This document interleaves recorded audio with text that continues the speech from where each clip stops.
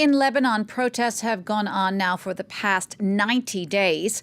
They took another violent turn last night as clashes broke out between anti-government protesters and riot police. Demonstrators lashed out at Lebanon's banking sector, as you can see. They're vandalizing the fronts of banks and smashing windows. France 24's Molana-Allen joins us now from Beirut for more on this story. Layla, you are now at the site of some of those banks that were vandalized. You covered this story throughout the night. Tell us a bit more about what happened. Yes, so yesterday we saw from early on in the day a resurgence in these protests. It wasn't that they'd stopped over the last few weeks, but they had slightly lessened. There were smaller groups. And then from yesterday, protesters said they were announcing a week of wrath against the government and the elites who they say are causing the problems in this country. That started with roadblocks, fire roadblocks. We saw tyres and dumpsters blocking roads across the country. And then as it moved into the evening, protesters gathered around the central bank building here in Hamra. They stormed down the barricades outside. They broke the glass at the entrance to that central bank building. And then as hundreds of riot police arrived and started to push them down this street where I'm standing, block by block they were pushed back. And as they destroyed the facades of many other banks, as you can see around me, just behind me, one of those banks now, where they're trying to put up new barricades in front of them to protect the building, because of course most of these have glass facades. So it was block by block on this street last night, moving backwards, riot police firing volleys of tear gas, again and again fighting corner to corner with protesters who were using rocks and in some cases fireworks.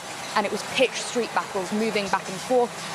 Many injuries last night. 59 people arrested. It's been confirmed by the security forces. Almost 50 security forces arrested. The Lebanese Red Cross has not yet confirmed how many protesters were injured last night, but lots of ambulances rushing back and forth while I was here last night. The air thick with tear gas, and really one of the most violent nights so far that we've seen in these protests.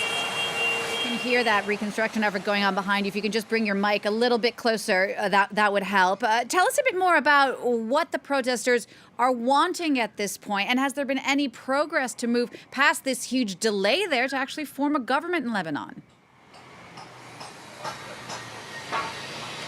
So what protesters are incredibly angry about right now is the fact that, as they see it, for months this problem with a lack of government has been ongoing. When these protests started in the middle of October, it was about a lack of governance, about corruption in the government. But then on the 29th of October, the Prime Minister Saad Hariri stepped down, which meant that his cabinet also stepped down. And since then, the Lebanese have been waiting for a new government. Finally, just before Christmas, on December 17th, a new Prime Minister was nominated by the Parliament, Hassan Diab. He said that he would form a cabinet within a month. We're nearly there now.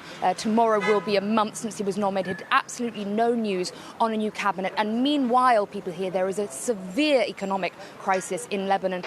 So far, between 35 and 40% is the value that the Lebanese lira has lost in just the last couple of months. And that directly translates into people's everyday shopping baskets, people struggling to pay their rent, struggling to feed their families. It really is a crisis. And what they're saying right now, these protesters, is what they want, of course, is a new government. Really, they want new elections soon as well, and a completely different political class. But more immediately, they want the current parliament to bring in an emergency government that can find some way to tackle this economic crisis and help people to survive and try and reverse these problems. Because really, as I say, day by day the situation is worsening, and they feel like there is a complete lack of governance. And what's happening right now is the parliament is infighting and trying to get ministers who they want to back their parties, rather than really tackling the extreme crisis here in the country.